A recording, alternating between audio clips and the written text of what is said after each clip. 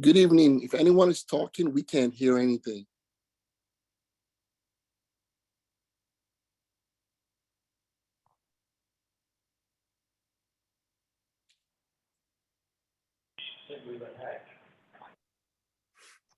Can you hear us now? Yes, we can. Thank you very much. Driver engineer Kyle Rodden's gonna be pinned by his mother and stepdad, Jan and Matt. Kyle was gonna be pinned by his three daughters, but however, they had some school events that they've got to attend.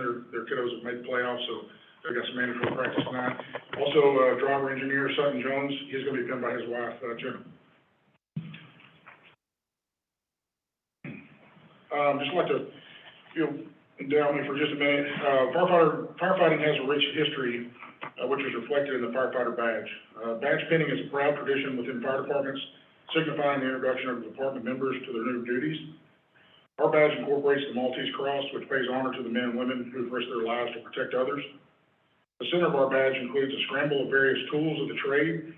Elements of the scramble, despite some slight variations in the region, generally include a ladder, a pike pole, helmet, nozzle, and a bugle.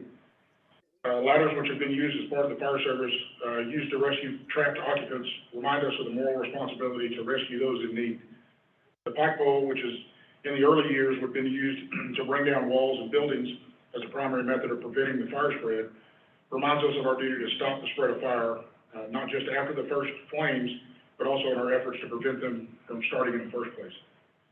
The nozzle, which forever has been the medium through which water is applied, reminds us of our obligation to act with urgency when responding to the needs of others.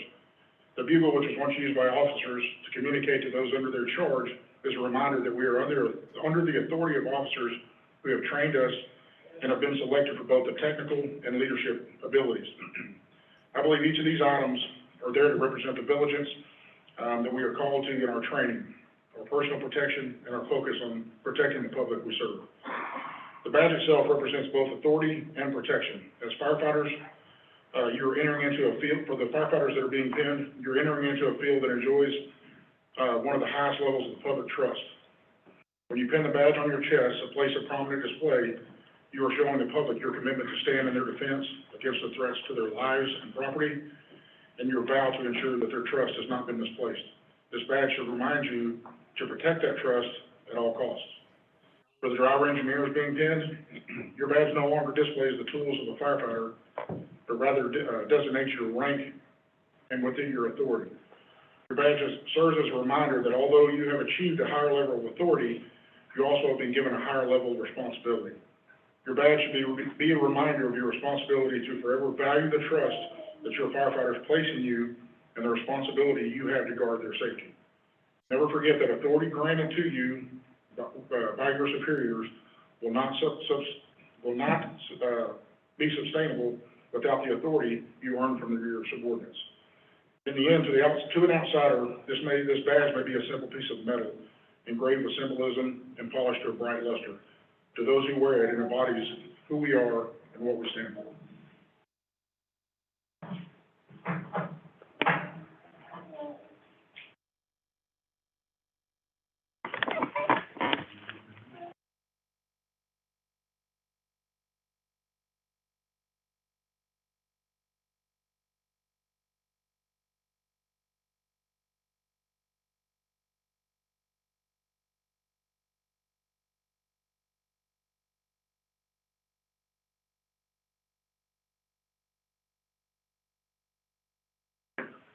Park your family member will step forward and pin you. We're going to grab some pictures while we're doing this for Chief Wolfwood.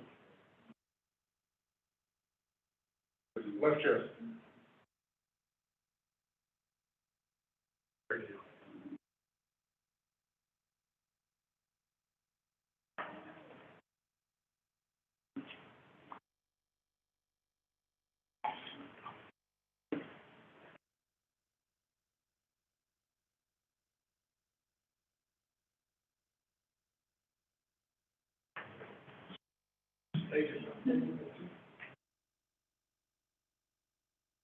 You'll please join me in just congratulating firefighter Tanner Birch, Andrew Rieger, all those.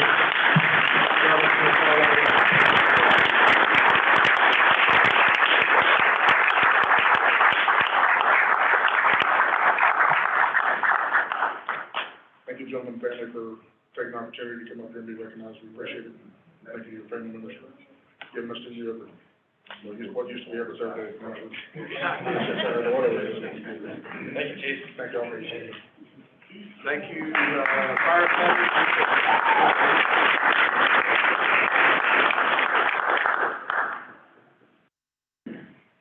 Thank you for your service, and thanks, family, for coming and enjoying this pinning ceremony. Mr. Kelly, now it's a good time for you to slip out, or you're welcome to stay. It's exciting to meet you. Anyway, thank y'all for coming, supporting your brother.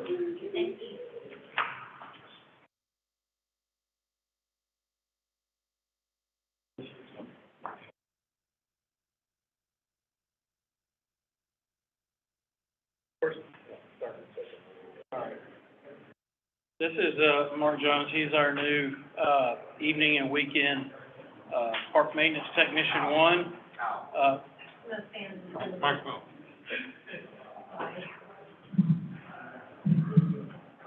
Mark is our new weekend and evening park maintenance technician.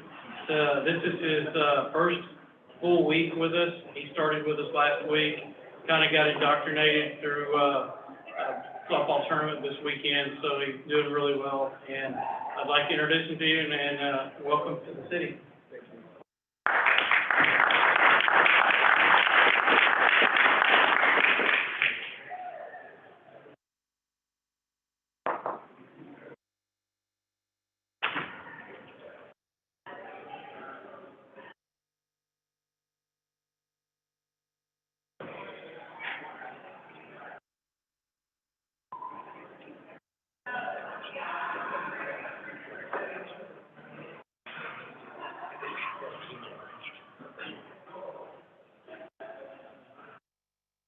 Okay. Now I get to do a proclamation, and this proclamation is for National Hospice and Palliative Care Month. And when that time comes for you and your family to make decisions, there can't be a better dignified way for your loved one to be able to live life to their fullest, and to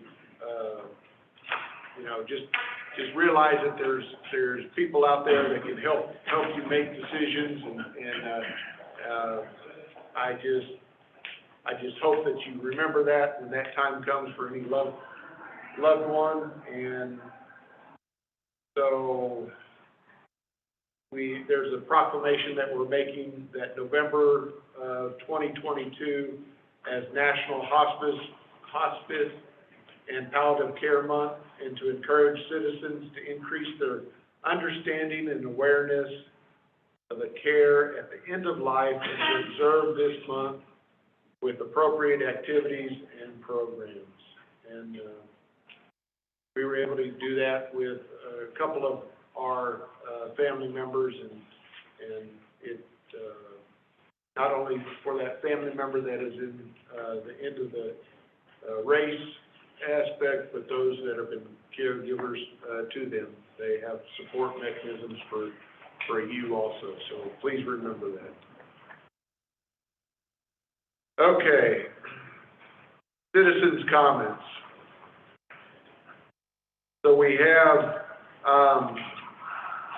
one citizen's comment, and that is going to be during the open session component, and that's the Williams. Is it Tunde and Jennifer Williams? That is correct. Okay. I have your statement here. You want me to read that, and then you also want to expand, or do you just want to ask your questions? Please do. Yeah, you can go ahead and read it, and we'll expand. Okay. So just remember that in general, we're not able to discuss anything that's not on the agenda. Saying that, I'll have somebody from the city kind of reach out to you, outside of, this meeting.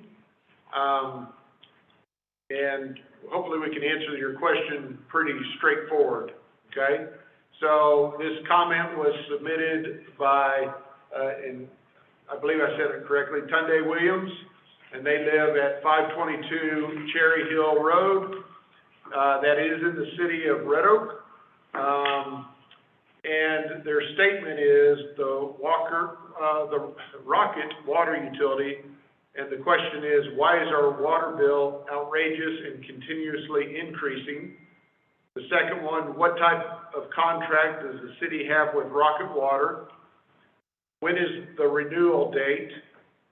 Is there an option or plan to switch to another company? How can we petition for the fees in our bills to be lowered, in which actual water usage is less than the combined fees?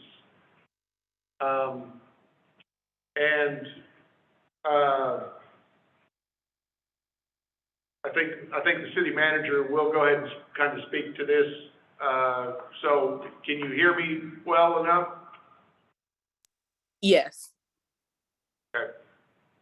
So where you live is actually in Rocket Special Utility District, CCN, Certificate of Convenience and Necessity. And they are fully licensed and authorized by the state of Texas to provide water within that district. And the city of Red Oak has no authority to do so. It's not a contract that the city hires Rocket to provide that water service. They have their own authority to do so, and we have no authority to do otherwise. I can't tell, but there's really not an option to switch to another water provider. There is no renewal date because there is no contract. And you would have to talk to Rocket Water to discuss, lowering the water usage rates or the fees. I'm sorry, I know that doesn't answer a lot of questions. It's just we don't have authority to do anything on that because it's not in our district. The billing comes through Red Oak, but it's not us providing the water, and we have no say on their, no? No, billing comes straight from Rocket. Okay, I apologize. I thought we did some of that. So what you're telling me is that we would have to go to Austin to get this addressed. Austin, yes. And Rocket. Well, Rocket has not been forthcoming. This seems to be, they're treating this like a monopoly.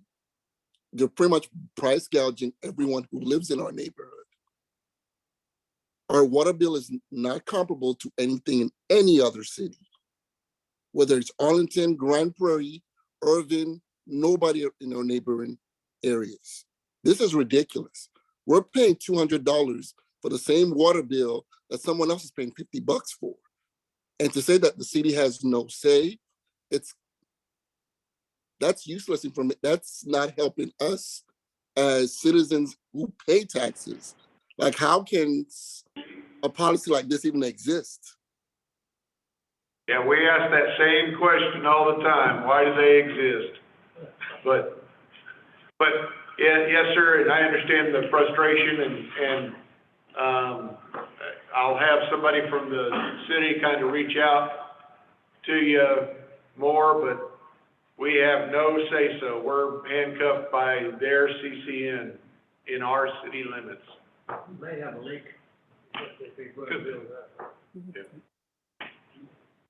We don't have a leak. We've actually had this reviewed multiple times. We were told initially when we moved in that this was based on prior usage, 12 months prior, but everybody on our street's only been here about a year. So that doesn't make any sense.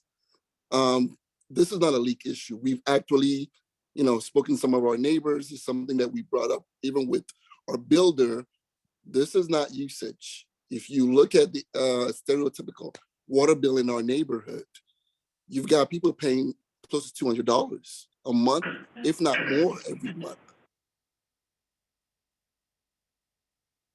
Yes, sir. Unfortunately, you kind of hit the nail on the head to some extent when you said they're acting like a monopoly, because they kind of are. They are the only entity that has the authorization to serve water there. And nobody else can have that. So, just background is, we just went through a lawsuit with supplying water and CCN and stuff like that. That was a 3-year deal, battle. And nobody won except for the lawyers. So, yeah, we don't have any answer for you, sir, other than Rocket and or the PUC down in Austin. Public Utility Commission. Thank you for that. Thank you. Yeah. Sorry, Williams, thanks for your understanding. Ms. Woodard, do you want to speak at the next, during the item 7? Okay, cool.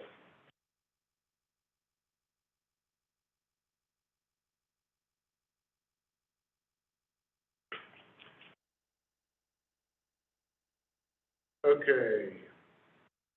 Is there anyone else online that wanted to speak about, in citizens' comments?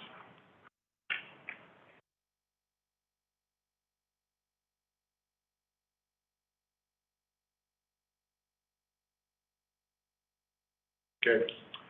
All right, we'll move on to consent agenda.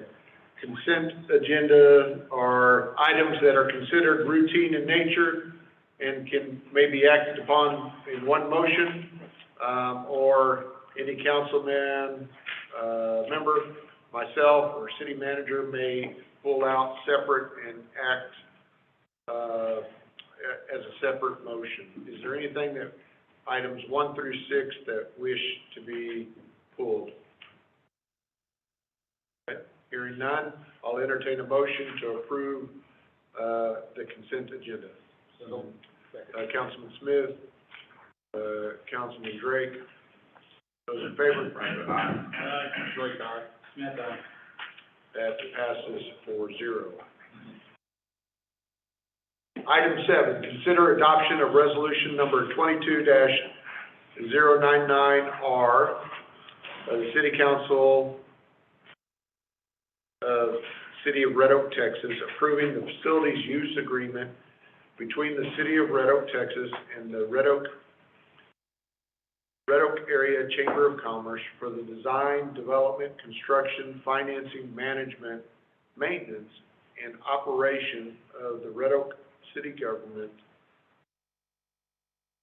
which is attached hereto and incorporated herein as Exhibit A, providing for the city manager to execute such document and providing an effective date. Phillips? Mayor and Council, as we've discussed previously, we have a couple of the classrooms that have been, are in the process of being renovated and constructed for offices at several of our partners, one being the Chamber. And so we've been working with Chamber of Commerce to, if you remember, I think last meeting was, we reworked their agreement as far as scope of services and things that they provide for city. And then we also mentioned that we'd be coming back for this agreement. And this is simply kind of an agreement about how we share the space of the building. Also, in discussions with the chamber, it was better for them, instead of paying the construction fees up front, that they pay those out over a period of time. And so we were happy to do that for them. So we worked with the chamber directly to formalize the structure and the payment plan officially. And so we worked out some dates and some recent changes, but that's essentially what this agreement is it just formalizes all that into a contract. Be happy to answer any questions. I believe Mr. Woodward's here. I don't know if he wanted to say a few words about it.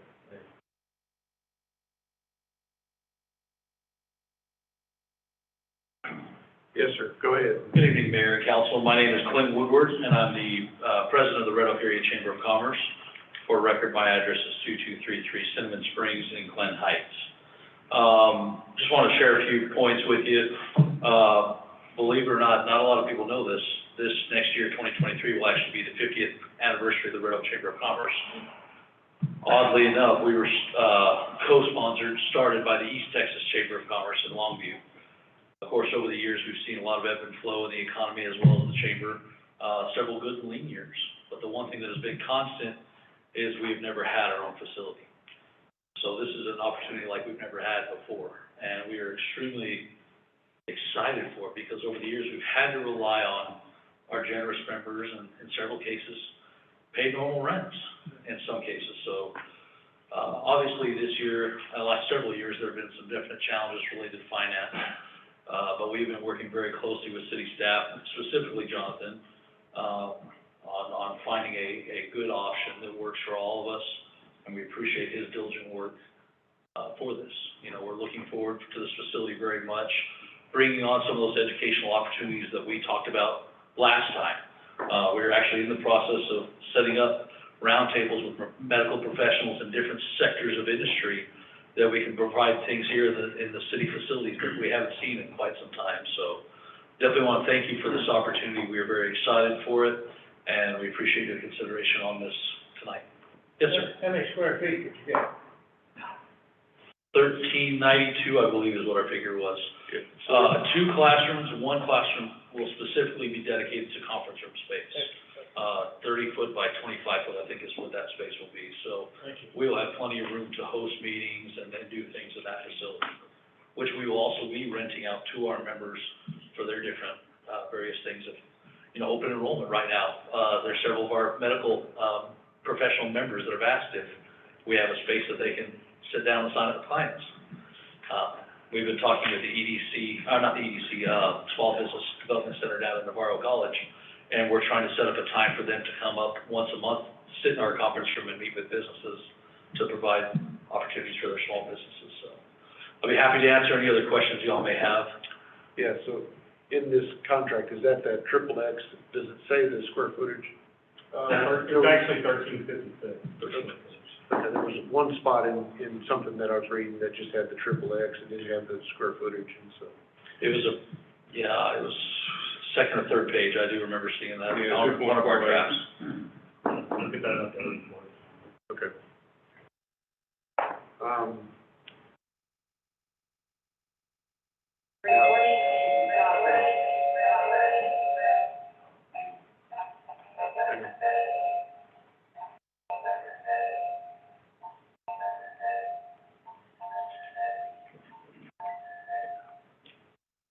All right.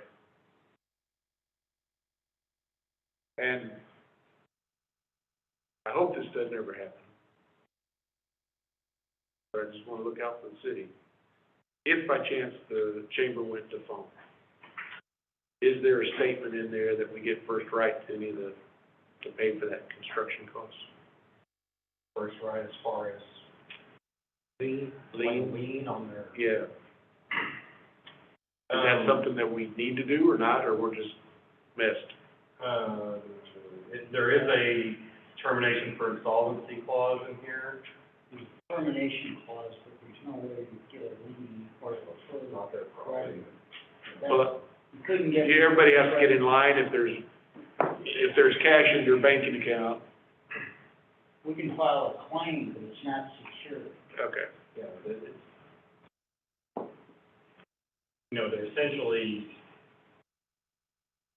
we're gonna work out a plan for them to assist with, utilities and maintenance and cleaning of the Right. facility. Right. But there's no rent being exchanged, and they're paying in this agreement just the construction. Right. I guess what I was, and that's all I was looking It's an unsecured debt. at. Okay, We can file a claim for the okay, remainder of the debt. okay. In all likelihood, the bankruptcy court will terminate the right to access the building, you get it back, you can rent it, you recoup. Okay, all right, Or we could use the space ourselves. Yeah. So, yeah, okay. Okay, thank you, sir. Any questions? No question. All right. I assume that payment schedule was agreeable. Very much so, Okay. very much so. And I appreciate the city working, to try to keep that in. Again, I think a strong community, a strong building, strong school district makes a better community. And so I'll entertain a motion to adopt resolution 22-099R. So moved. Councilman Franklin, Councilman Smith. Those in favor? Franklin, aye. Aye. Drake, aye. Smith, aye. That's 4-0. Item 8, conduct a public hearing and consider approval of ordinance number 22-049 in the city of Red Oak, Texas, amending the comprehensive zoning ordinance and map of the city of Red Oak, Texas, as heretofore amended by amending single-family residential district R3 to grant a special use permit to allow for an accessory structure of 1,290 square feet on real property described as Lot 11, Block 2 of the Legan 3rd Edition, addressed as 100 North Valley Drive, City of Red Oak, Ellis County, Texas, as provided in Exhibit A, which is attached here to and incorporated here in, providing a repealing clause, providing a severability clause, providing the savings clause, providing a penalty of fine not to exceed the sum of $2,000 for each offense, and providing an effective date, ZC 22-34, requested by Paul and Cheryl Baxter. Dr. Emma. Good evening, Mayor and Council. The purpose of this request is to allow a 1,290 square foot accessory structure that will provide for a detached garage, a two-car garage, a workshop, and a storage unit. The city's ordinance requires accessory structures over 650 square feet in size to receive a specific use permit. The proposed structure will be located behind the existing home and will follow all of the minimum setback requirements as shown on the plan. The material of the proposed accessory structure will be fiber cement siding and brick. The material and design are compatible with the existing home, and the Planning and Zoning Commission recommended approval.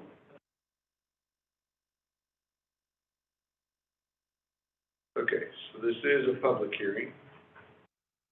Public hearing will open at 7:31, and is there anyone present to speak on this? Is there anyone online? I think the Baxters might be on. Yes, sir. This is Paul Baxter. I am online and I'm listening to what you have.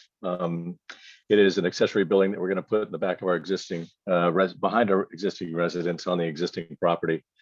We moved into the house a year ago yesterday, as a matter of fact. And the house, which is actually the house that my wife grew up in here in Red Oak, did not have a garage when we moved in. So that became an issue. So we designed and have gone through the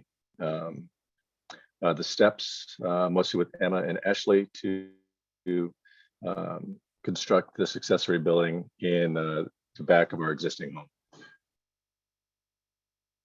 Okay. As you're looking at that photo right there, there's going to be a access driveway and ingress egress area that is going to be on the west of the property, accessed by North Valley Street, and it will continue from North Valley Street to the rear of the property as a driveway, exactly right there, for the driveway that gives us access to the two-car garage and the access and the two adjoining areas that are next to the garage.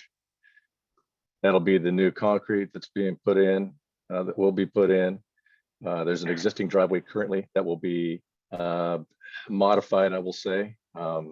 Everything south of the proposed fence line at the bottom of the drawing that you have up on the screen, everything on the outside of that will be removed and replaced with grass. And then everything on the inside is going to be basically assessed as to whether or not we want to keep that existing concrete in there or just pour something new to make it an all new project and inside that area. But right now we're planning on keeping it.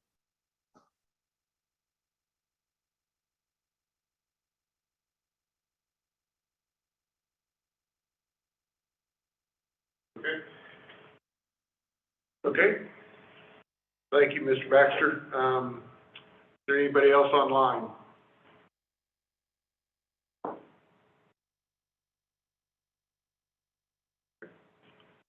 I'll entertain a motion at 7:34 to close this public hearing. So moved.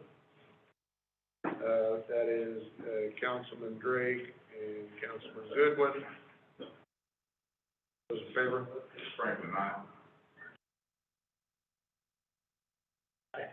Drake, aye. Smith, aye. That passes 4-0, 7:34. Okay, Mr. Smith, or maybe I couldn't tell, and maybe engineering, you can tell me, what's the slope on that building? Slope of the roof? Slope of the roof, But it's composite shingles, right? Black. Flat roof. Flat. Kind of small stuff. I mean, is it in all your paperwork, it says it's gonna be a composite shingles, but that slope's not gonna be steep enough for shingles.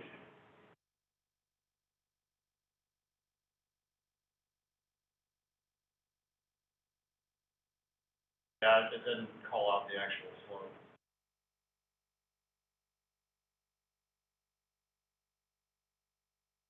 Mr. Baxter, do you know what the slope is off the top of your head? I do. This is Paul. Yeah, I do not know the exact math for the slope, but the slope was in accordance with the ICRs for the pitch for water runoff. Not only to include the major piece of the slope that you see on the angle going down right there, but there's also a small pitch for the flat looking portion there. I don't have the exact numbers, but I can definitely get that to Emma. All the codes for slopes were in accordance with the ICRs. I made very specifically sure of that. For the actual shingles that are put on, I don't know of an existing code that exists for that particular product, but I will definitely do my homework and have that information for you all if you need it. So it's gotta have so much slope, otherwise, a composite shingle won't keep water out. Correct. So, and that top part looks flat. I guess I'm getting at, is it, the intent's not to put a metal roof? No, sir. No, the roof will be a composite shingle, overlapping composite shingle that's widely available. So Ben, do we have to have something in there that? During the plan review, we would make comments like that of the actual permit, the actual building permit. Okay. So, It's just conceptual. yeah, from this standpoint, that we wouldn't necessarily delve into that until it gets to the actual building permit. So that slope may kick up a little if it's, a minimum of 4-to-1 or 3-to-1 or whatever it is. Well, I think the minimal for shingles is 4-to-1. So. That's the only, just building in the area that would have roof that flat. I mean, all the other houses there, or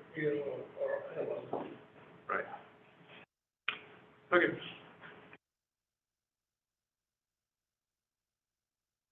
Any questions, council?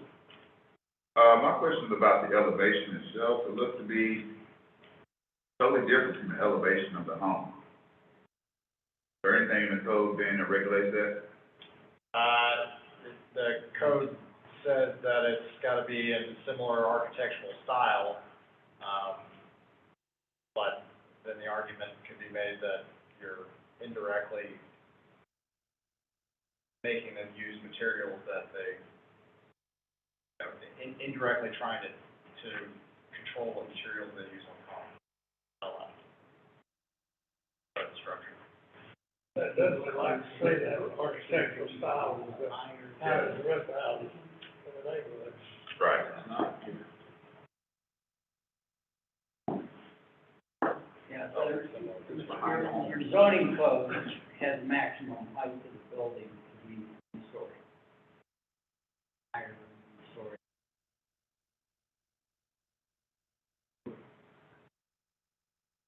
And I'm sorry, I misspoke, it has to be similar in material, not architectural style.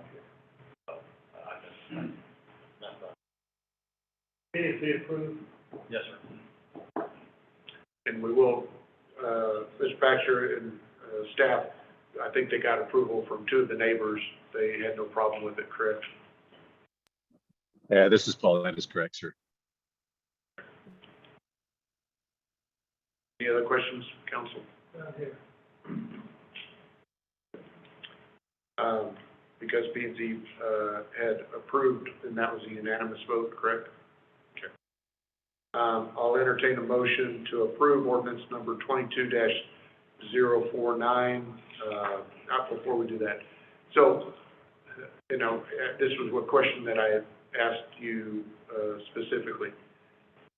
There's not anything, it looks like a lot of concrete, so we don't have to worry about the surface area of that lot. So it all drains into the street, which then drains into the storm drain system, so it's not draining onto somebody else's property or anything like that. Yes, it is increasing the runoff, but when we do runoff calculations for something like that, it just gets lumped into the residential based on the lot size. Okay. So it's still, all the C factor values are exactly the same, when we actually would, analyze the system, analyze the land in its entirety. Okay. I just want to point that out because there is a lot of Yeah. hard surface area. Okay. Entertain a motion to approve ordinance number 22-049. Councilman Drake. Councilman Smith. Those in favor? Franklin, aye. Aye. Drake, aye. Smith, aye. All right, that passes 4-0. All right, we are actually going to go into executive session before we do our last 3 items. And, the time will be, 7:41, and that is pursuant to Texas Government Code Section 551-071, 551-087, 551-072, and we will be coming back out to finish our meeting for 9, 10, and 11, and the time is 7:41. Consultation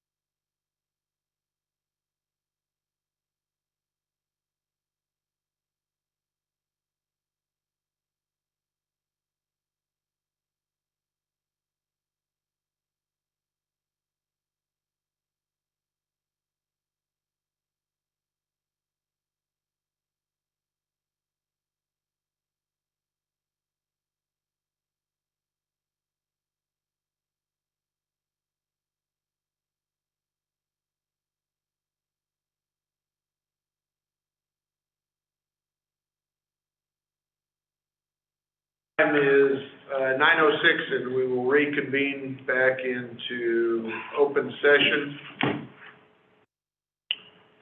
And item 9,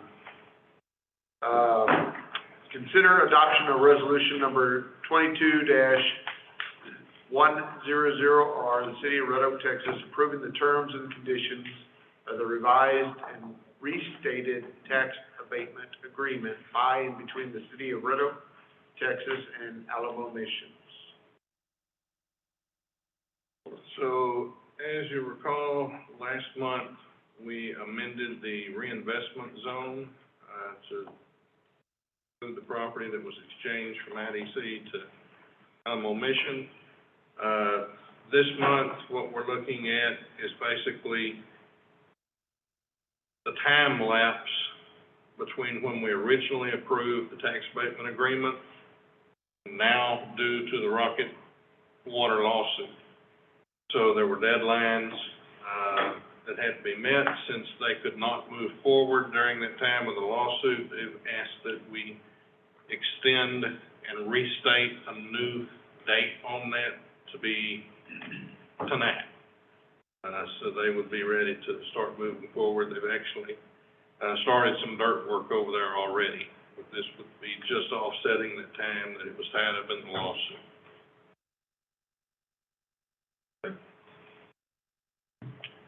So in front of you, or somewhere we had our packets that, and nothing's changed, the percents are all the same, it's 10-year.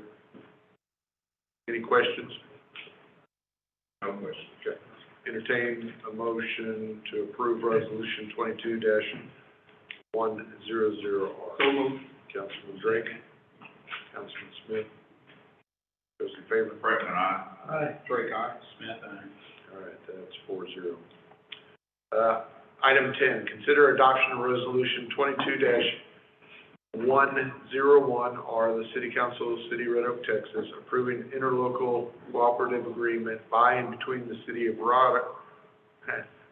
between the Rocket Special Utilities District, Rocket, and the City of Red Oak, Texas City to ensure the provision of water service by Rocket and sewer service by the city, which is attached hereto and incorporated herein as Exhibit A, providing for the city manager and mayor and/or mayor to execute such agreements and providing an effective date.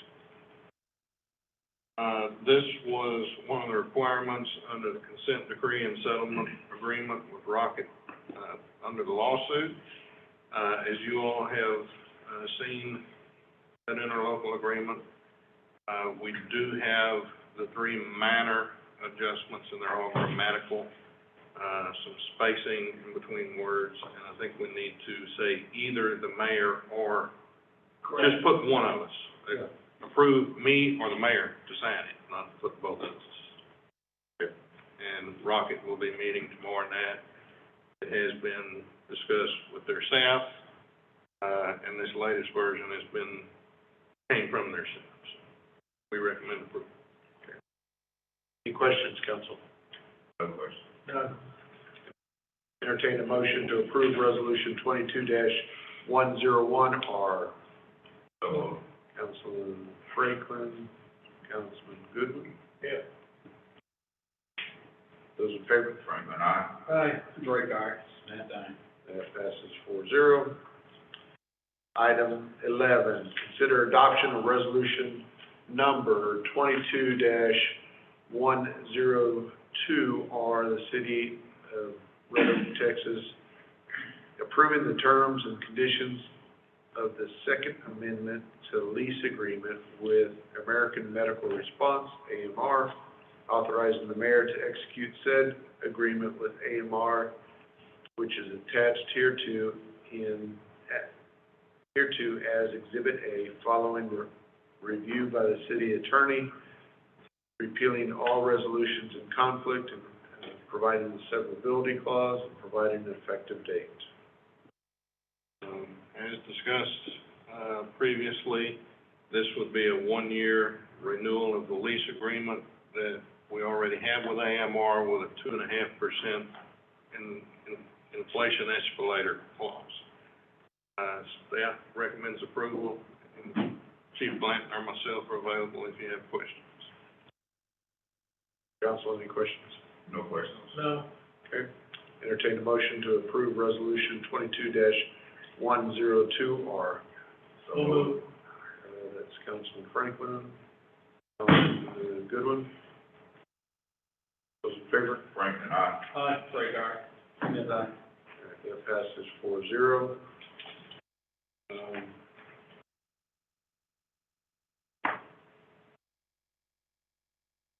Good. All right, Chief. So that's all our, action items. Now we're gonna have departmental reports. Good evening, Mayor and Council. I just wanted to bring to your attention, our Fire Marshal Nathan Diaz completed the Bill Blackwood Fire Executive Management Training Program this last Friday. This is the only executive management training for this discipline in the nation. This program involves two 40-week modules held in May and November at Sam Houston State University. The program addresses the professional qualifications for fire marshals and evaluates the knowledge, skills, and abilities needed to meet those essential tasks of the job based on the National Fire Protection Association standards. Excuse me. The program also focuses on the day-to-day operations of the job as well as the community risk assessments and resource distribution. And as a previously stated, Fire Marshal Diaz completed that on Friday, so very proud of him. It's been a lot of dedication. When he started it in May, he went through the 1-week course, and then he had a project that he had to work on almost weekly until he completed it last week and presented that, and watched him walk across the stage. He was pretty proud moment for him because there's only a handful of people that get into that each class, and the classes are made up about around 20 to 24 students, so it's a pretty good waiting line to get in there. So pretty proud of him for taking the time out and bringing that back to us. I also want to bring to your attention the Tahoe that you all had approved for Chief Young in last year's budget. We finally got it in. We're still waiting on some graphics, but we have the vehicle in our possession, and it has lights and sirens, and so is being used. Hopefully we'll get the graphics on in the next couple of weeks. And also I wanted to bring to your attention, we did fill our open firefighter position. I plan on bringing him to you this council meeting and introducing him, but some conflicting things happened. He was in a previous school that we allowed him to stay in, and then we had some other scheduling conflicts with our polygraph examiner, so we finally did get him. He will start on November 28th, and I'm going to bring him to you in December. I'm not going to tell you no twice. So other than that, I don't have anything unless you all have any questions for me. Thank you. Thank you. Thanks, Chief. Chief Wolf.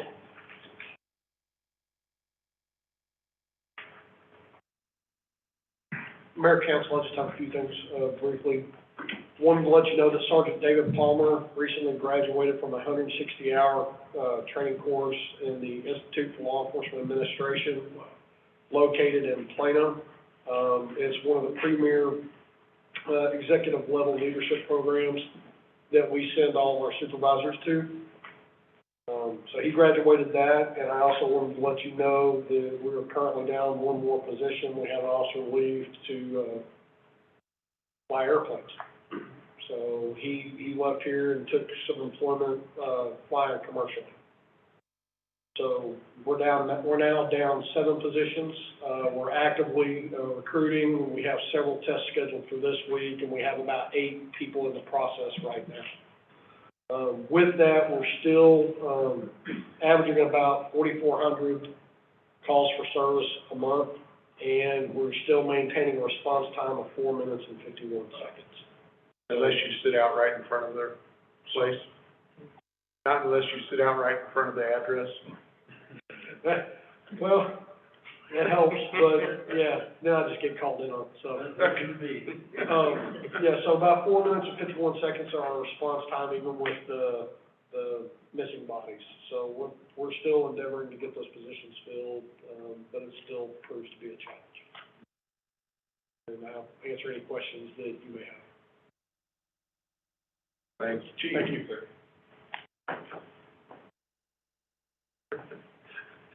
Ms. Phillips. Mayor and Council, Alexa is attending a festivals and events, conference, so she asked me to give you guys an update on her behalf. Just a recap, Fall Festival is back on October 22nd, over 2,000 people in attendance. She wanted to especially thank the sponsors, Carbon, Chick-fil-A, On Time Designs, and Red Oak Lions Club for making it happen. Upcoming is Christmas in Red Oak. That is December 3rd from 9 a.m. until 1 p.m.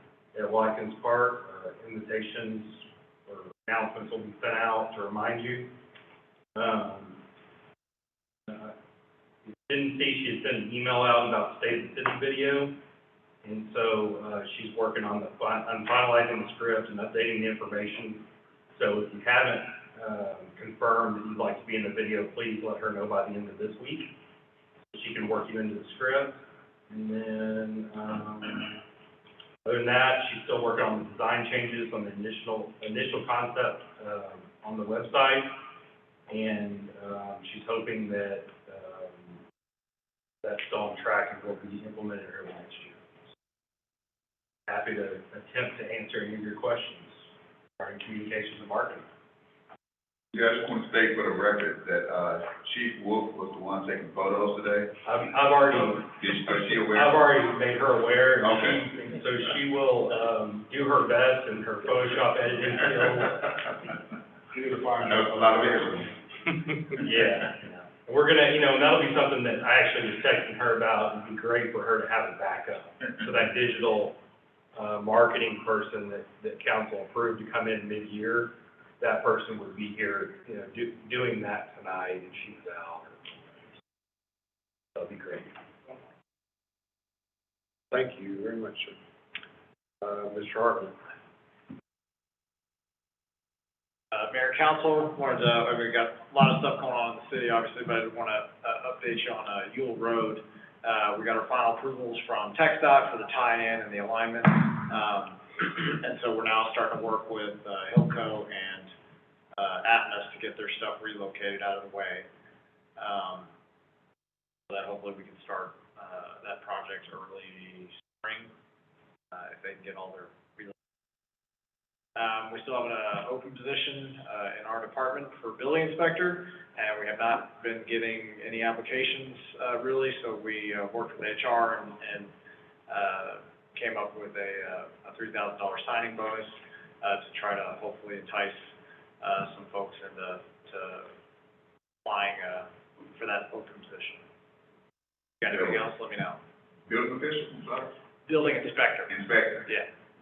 Okay. Thanks. Thank you, Mr. Hartman. Ms. Platt. Good evening, Mayor and Council.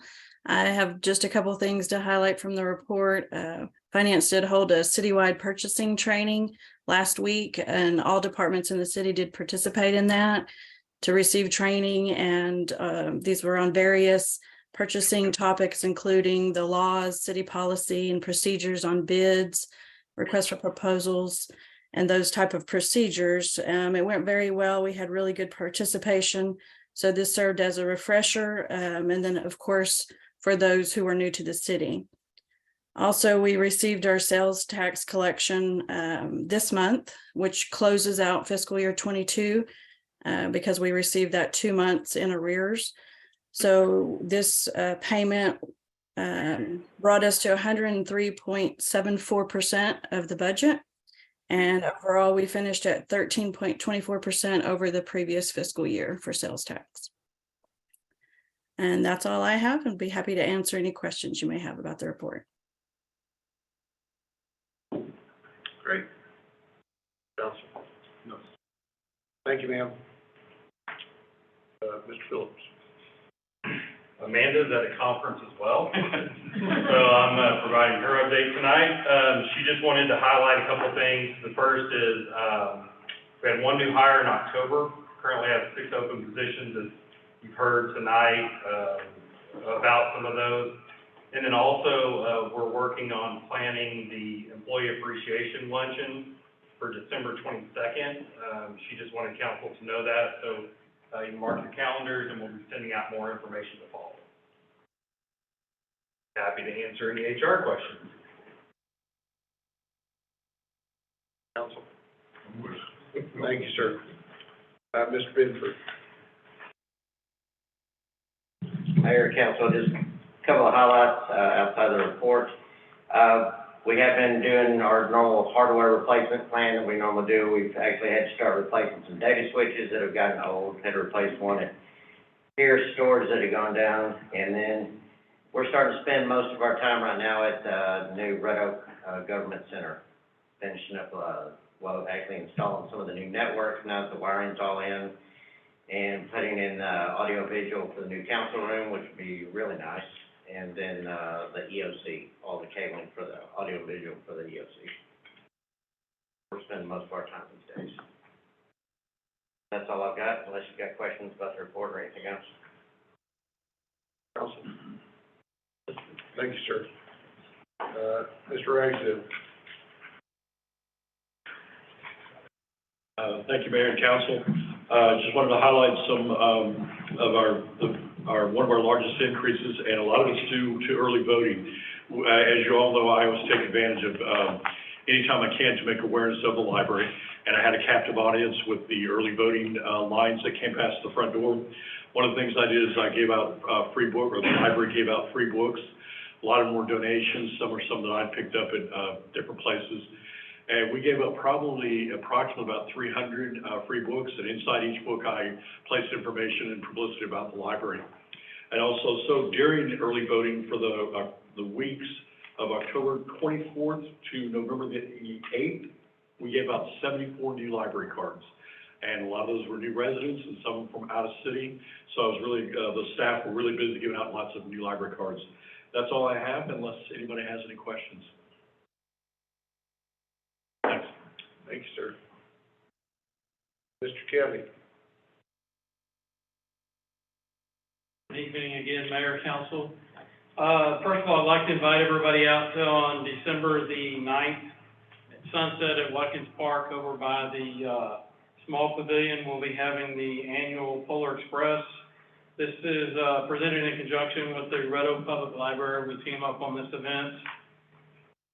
The other thing I wanted to talk about was the playground over at Watkins City new Government Center, and at the softball field is now open and receiving quite a bit of play. So if you want to drive by and see some kids having fun, you can just swing by there, and you're sure to see some action. Also would like to bring up that the last 3 weeks, ROPSA and USSSA have hosted 3 softball tournaments here in Red Oak. They're very well attended, and just to give you an idea of how, when these things are run properly and how we benefit from it, I haven't been able to see anything on Placer yet because it's a delay. But what we're seeing is having probably 2,000 people per weekend come into the city. The fees that we collected so far for just those 3 tournaments the last 3 weeks was about $14,000. So it's a really, really nice return, and it's a good partnership, particularly when you got somebody that cares about the facility, like our ROPSA group does, and able to work with them really well. And then the final item I'd like to bring up is something that I'm pretty proud of our guys and our team for. Red Oak was awarded the multi-purpose athletic field of the year through the Texas Turfgrass Association for the Live Oak multi-purpose, multi-use field. Essentially, it wasn't considered a football field, it wasn't considered a soccer field, so they combine it, and that's where we get that. We could have gone any way with the way that was set up. That field was really prime this year. Danny Weimer and his team did a great job making sure that field was top notch every day, day in and day out. So, they have a lot to be proud of. In a month from today, we'll be in Denton receiving that award and attending the annual Texas Turfgrass Conference. Anybody has any questions? I have one question for you. Yes, sir. how's the feedback been for collecting fees at our Little League games? You talking about for the tournaments or the Little League? No, for Little League. Gate fee, or Yeah, gate fees. gate fees at football. Yeah. What was the feedback on that? How's that? I haven't heard anything negative, or neither way. Okay. I did hear from the league that they're really happy with it because it helped them, took a little pressure off from the cost of the referees and not having to worry about how well their concession stand was gonna do. And it kind of doubled on them, the fact that, we don't allow anybody to bring food or drinks in during their games. And so their concession sales were up this year. I don't have an exact number, but BJ was telling me that they did pretty well. Okay, thank you. You're welcome. Anybody else? Thank you. Congratulations. Thank you. Mr. Williams. Good evening, Mayor, Council. Just briefly, add to our report. The microsurfacing of 3.5 lane miles was completed, last week. So a couple of areas that we've asked them to go back and, so they'll just to address some areas that we feel like need to be addressed, but for all intents and purposes, that's completed. Contractor that was working at the new government center installing the fire lane, parking facilities and drainage and sidewalks. They completed that project as well, so that's wrapped up. And then the Methodist Road project, so it's utilities, widening the roads, drainage, sidewalks going in. That project kicks off this Wednesday. So as of Wednesday, Methodist Road will again be closed from Bob White to Red Oak Road for through traffic. So, and I guess that's it. So, answer any questions that That covering or whatever you use on those roads are really fabulous, I tell you. Just seals the thing over and it looks great and it's quiet, much quieter. I had the opportunity to watch them do that when they were over Bassler, and it's gonna really extend the life of that road. Oh, absolutely. Really tickle with it. And the other thing, in this area, when it gets dry in summer, a lot of these roads will crack.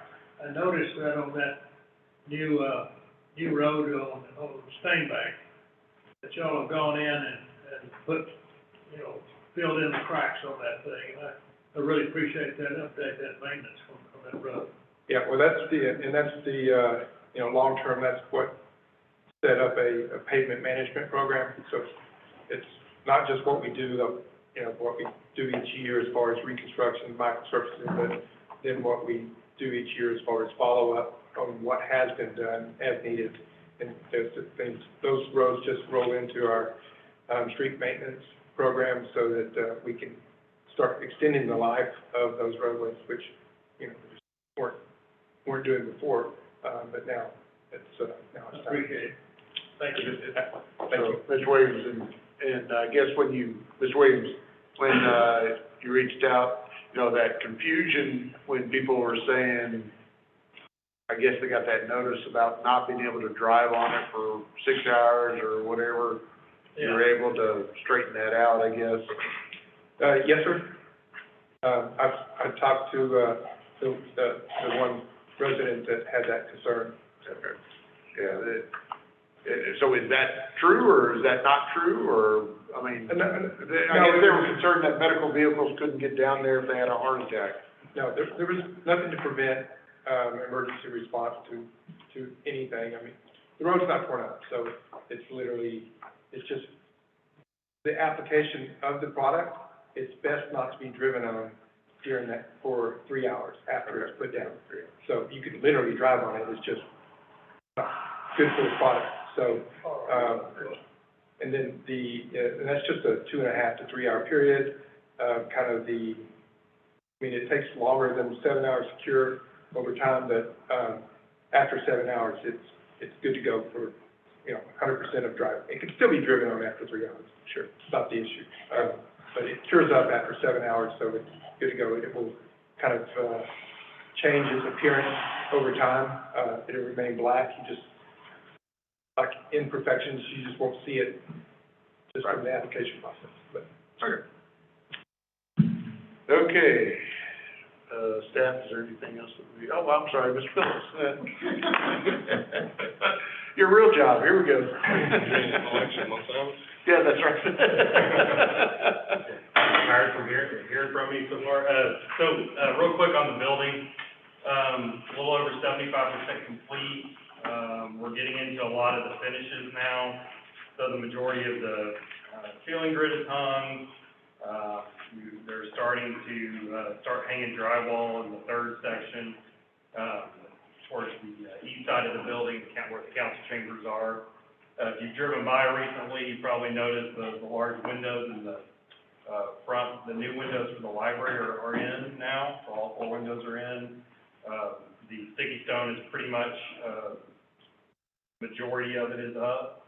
They started on the steel canopy for the community services entrance, where the library, main library traffic, and cafetorium traffic, that area, that canopy is up. We're starting to work on the other one. Got tile going in all the restrooms now, fixtures are going in, so we're starting to see some kind of more finished product. They're working on we have one potential delay that surfaced, and that's the interior doors. We had to order about 90 additional doors for the project. We're reusing most of the doors in the school, but because, we added walls and put in offices, required more doors. So the last update I've heard is that it's still looking like March 23 for it to be complete. That they'll probably be substantially complete in the February-ish timeframe, but we won't have doors. So we wouldn't be able to actually occupy offices and that sort of thing. So as we get more updates on the doors, we'll update that date. And we're working with communications on putting a project update slideshow out on Facebook so everybody can keep up with where we are in the project. Next meeting, I should be bringing to you the additional section of roof I talked about, and look for approval on that so we can get that installed and hopefully dry in that back section over there off the gym. Looking pretty bad anytime we get any rain. So, that's. Didn't have Chief Wolf taking pictures in this, did we? No, we had our professional staff photographer taking those pictures. Any questions on the building or? And also, hopefully next meeting, we'll have an ILA with the county, or some type of agreement with the county similar to the one with the chamber, for their space. So we're still working out. They've made so many changes that I've just kind of waited on that one. They're doing a lot different finishes and different things to their area than what we're doing. And so it's been a little more complicated and quite a bit pricier than the work that's gone on the rest of the building. So. It's kind of nice. They got a really nice,